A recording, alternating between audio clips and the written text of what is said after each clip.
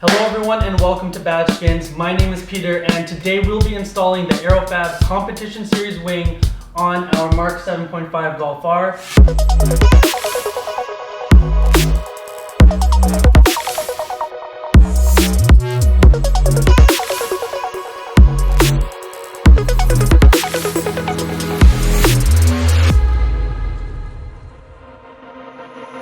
So installing this wing is going to make this car have a completely different look, as the wing is mounted to the trunk on the top and the middle section here, and the wing will span over 50 inches wide.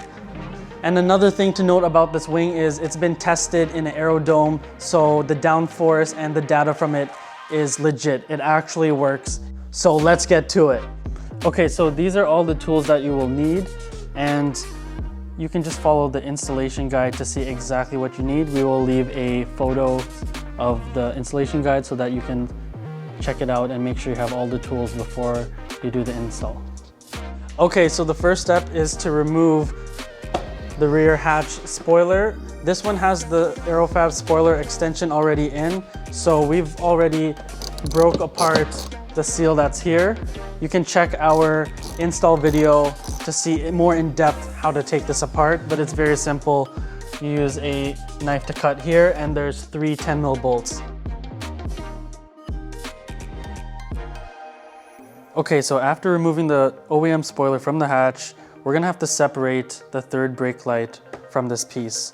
We'll be doing that using a Torx T20 screwdriver, and it's gonna be 3 of them, like mentioned already. So after you take the 3 screws out, you're gonna lift this tab up, and then there will be 2 more locking tabs. So we will just release that with a flathead.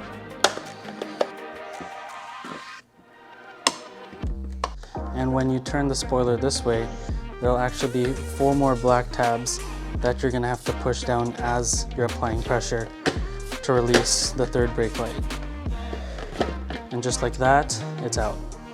You'll see this extra tab here, and because this will be in the way, we're gonna have to trim it off, just like that.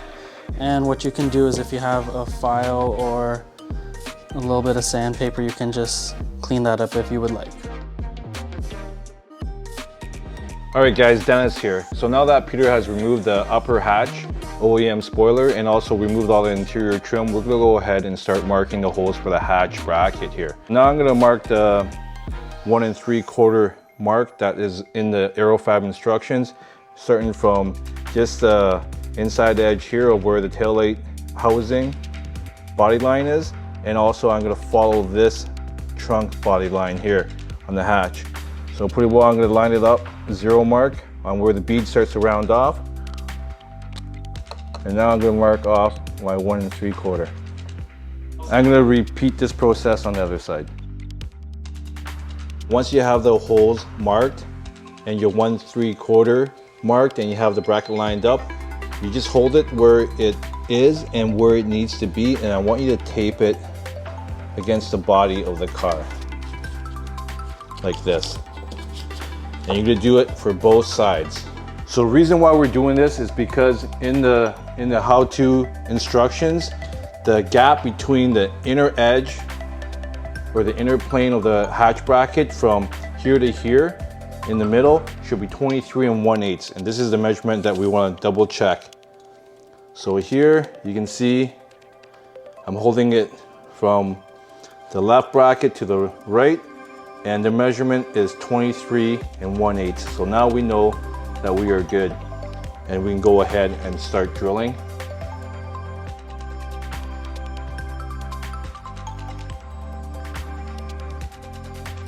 So this is just an extra step. I'm just cleaning up the hole.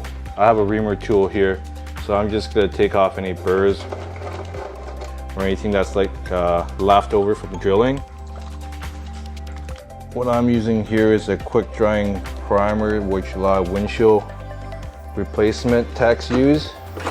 So I'm just gonna tighten this nut a little bit, not too much, because we wanna leave it kind of loose so that we can make adjustments later. So That's more than enough right there. So I got a little bit of movement that we can use for adjusting when we get the rest of it installed. So we'll do the same thing to the other side now. Now that the hatch bracket is installed, we'll go to the next step and we're gonna install the uprights. So here I'm installing the left upright, as you can tell, because I want the Aerofabb logo facing out. Also, as you can see, I kind of painter's tape a microfiber cloth on here because I don't want to actually cause any damage on the glass if I accidentally slipped. Last thing I want to do is break the hatch window. So that's just for added extra protection. You can do it if you like. With hardware package B for Bravo, you're going to take the 10mm screws, and what you want to do is line it up here. And now I can rest that on top because I'm happy that I got a cushion there. And I can push that through, and now I'll just install the washer and the lock nut. Same thing, we don't want to go too tight. And we're going to repeat this process on the other side. With the left and right upright installed loosely, we're going to loosely install the upper hatch bracket now. What you'll require is a 17mm socket and a 6mm Allen key socket for the hardware, as you see here, and we're going to install it just on the outside. The bolt goes through, then you're going to have your washer and your lock nut. Now we're going to loosely tighten this. So as you can see, it's not all the way tightened down. Gives me a bit of adjustment. So I'm going to do the same thing over here.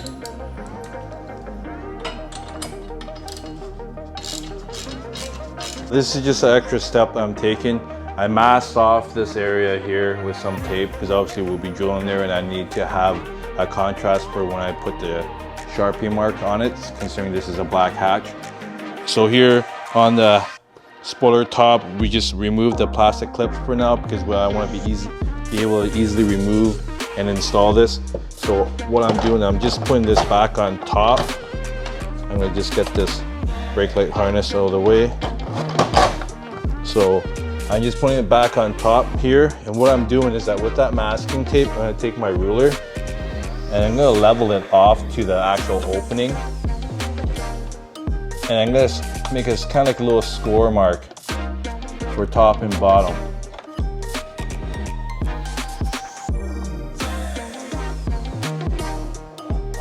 So it just kind of gives me a reference, because the tolerance to get a screw in here later on for this upper hatch bracket is pretty tight. So when I go to drill my holes, I just want to have to see where my top and bottom range is. So now that everything's bolted together, last thing you're going to do here is to actually make your markings for the upper hatch bracket. What I've done here now is I just put my small torpedo level on here, and the most critical step here is to make sure that this cutout matches this dimple on the hatch. So you're going to be looking straight forward, and you're going to make sure that it matches bang on. And also I'm going to adjust the corner heights. I want to make sure that it's leveled all the way across. So I'm matched up, I'm level, I'm pretty confident that this is the spot. So now I'm gonna mark my holes. All right, so our markings are made. We probably did it a few times just to make sure. Obviously, there's a couple different traces, but we finally found the one that we really liked and they're comfortable with. So now I'm gonna go ahead and make the punch to start.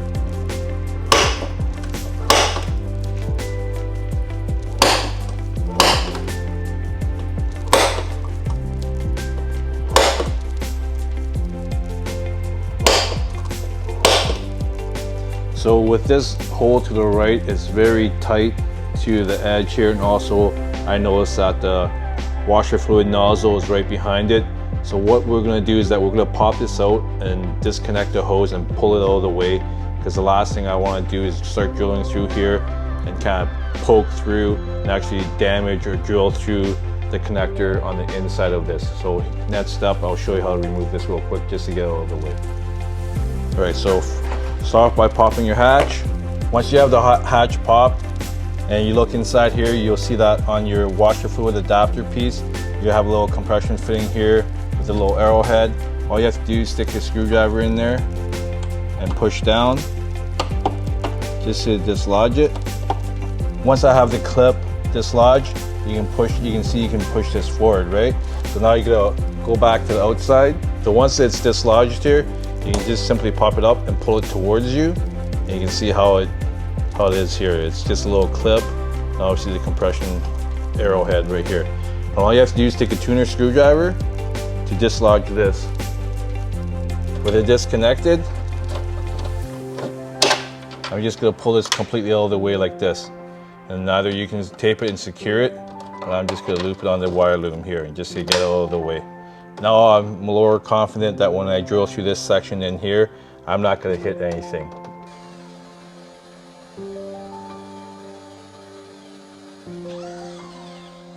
All right, so we've gone up to the 3/8 bit. Now for the final hole, we're supposed to drill it to 2564, which is a odd bit size. If you can find one, that's great. If not, if you can also look for a 10mm drill bit, that'll also work. So that's what I'm using here, because the 10mm drill bit is going to be perfect for the M6 riv nut. So the important thing here is that once you do this final drill, you want to make sure you don't wallow out the hole. So you got to be very careful that when you go in and drill through, that's it. You come back straight out. Don't let the drill bit wobble, and don't try to wallow out the hole. Just be careful and control that drill while you're doing this. So one other thing I want to mention, that is on top of the right hand side where we had the washer fluid adapter. On the left hand side we have this wiring harness. So what you want to do is disconnect this here, move it out of the way, and you'll see these two clips that you can pull this out. And as you can see, this will get it out of the way so that when you drill through here, in case that the drill bit pulls you in, you don't want to damage the drill through this wiring harness. We got lucky here, as you can see, is that I literally just nicked this housing right here. But if I wasn't careful and it pulled through, we will damage this wiring harness. So this is just an afterthought, just to give you guys a heads up. If you're gonna do this, do the same thing we did on the right hand side, remove the nozzle adapter piece and also pull this all the way so that you don't possibly damage it. So I'm just gonna ream out the hole quickly just to get rid of any burrs. And after that, I'm gonna put a bit of sealant on the holes. Just using a primer paint. Now that the paint is dried for our upper hatch bracket hole, we're gonna use a riv nut tool that we're gonna use to set the riv nut. So it's very simple. We set it in here, and now we just gotta crimp it down.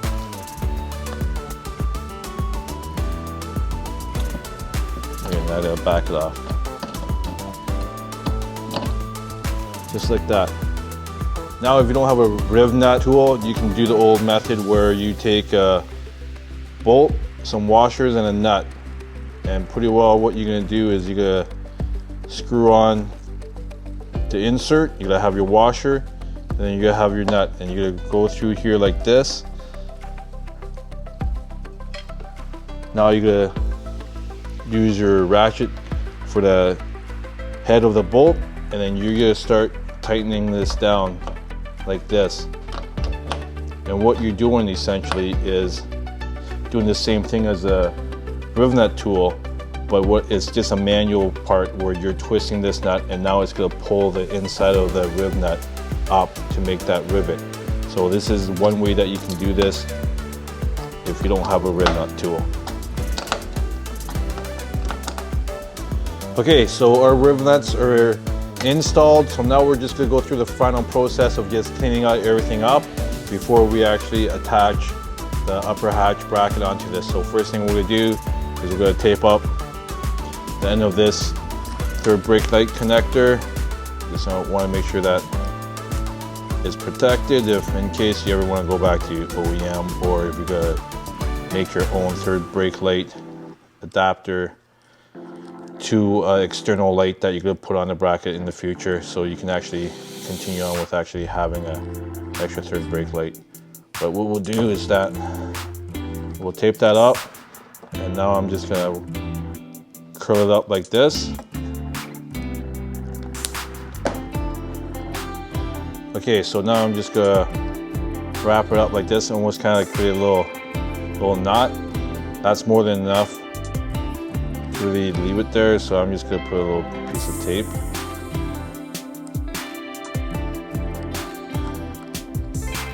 Like this. Now it's just kind of out of the way. Now I'm going to reinstall the window washer fluid adapter.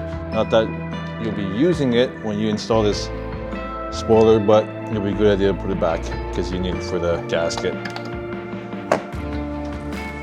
Okay, so I'm just gonna tuck this window washer fluid tube back in like this and kind of poke it through the hole, or get it close to at least so I can pull it out later. Now I'm gonna close the hatch. Now I'm going to pull the rest of it out. What I'm going to do is going to connect this back on by pushing it in and pushing in the clip. Now, I know that with this spoiler installed, you'll probably never use this washer fluid for the rear hatch window, obviously, because it's all disconnected from the third brake light where the nozzle is. So it's probably a good idea to put a cap over this. So I got a little rubber cap that I'm going to put, so that I know that if you ever accidentally push it, it's not squirting fluid out. So it's a good thing to do. Okay, so we're at the step now where we're putting the top hatch piece back on, the OEM plastic cover. So what you want to do is just tape up the whole surface area here, and you don't want to scratch up this nice gloss black paneling. So what you're going to do is that you're going to take this bracket, you're going to kind of have it set like this, facing upwards. So I'm just going to insert that bracket into the third brake light hole and just kind of flip it around like this. And now I'm going to lay this on top and we're going to clamp it down. Just like that. So as you can see here, the gold part is the riv nut that's behind, and it's a really tight fit. So you want to line everything up, and we'll get all of the screws on.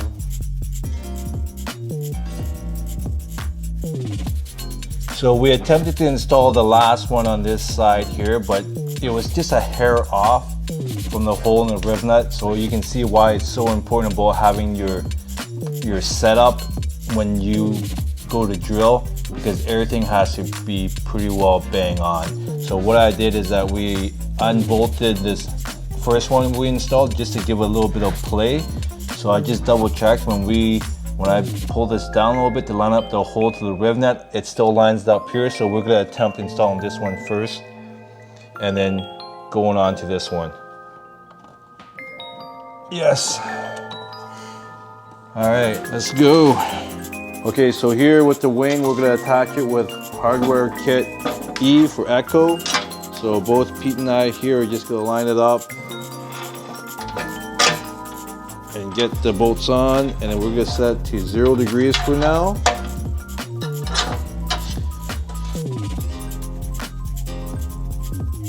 Okay, so as per instructions, once you get the bolt through and your nylon washers on, we're going to apply a bit of anti-seize onto the threads. So I'm using a Q-tip because obviously the brush on the anti-seize is just too cumbersome to use. We just want to tighten it down enough. We obviously don't want to over tighten it movement, so I know that I'm not crushing those nylon washers. So I'm just going to do this for the other side also. Okay, so after the wing has been mounted, Peter and I are going to put on the end plates, and it goes like this. What you want to do is take your last bit of hardware from package F for Foxtrot, and you're going to start by going through here, and I'm going to thread it down on the pivot point here. And since we have the wing set at 0 degrees, we're going to start with the first hole, which is for 0 degrees. just gotta tighten it down, nice and snug, but not over tight. And that's it.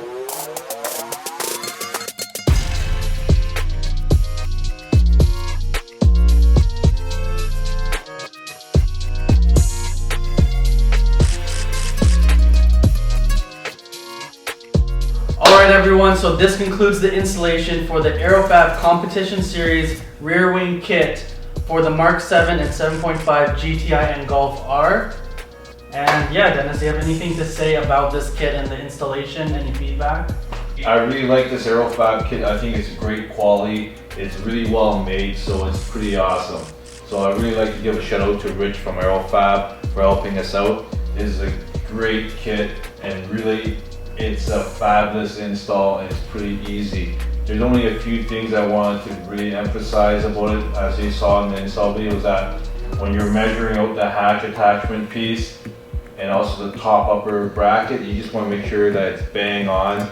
And so you, whether you measure it once, twice, a dozen times, just make sure it's perfect before you start to drill. But other than that, once everything's installed, this thing fits like a glove, and it's perfect and it looks great. So thanks for watching, guys. Hope you really enjoy this, and hopefully we'll get some more social media content for you guys to check out. Don't forget that we have a unboxing video for the wing and the diffuser, as well as an installation video for the diffuser. So go check those out if you haven't already. Make sure you like, comment below your thoughts on the wing and other stuff you want to see from Badgeskins. Alright everyone, thanks again for watching, and we'll see you in the next video. Peace. Alright, so click here for likes.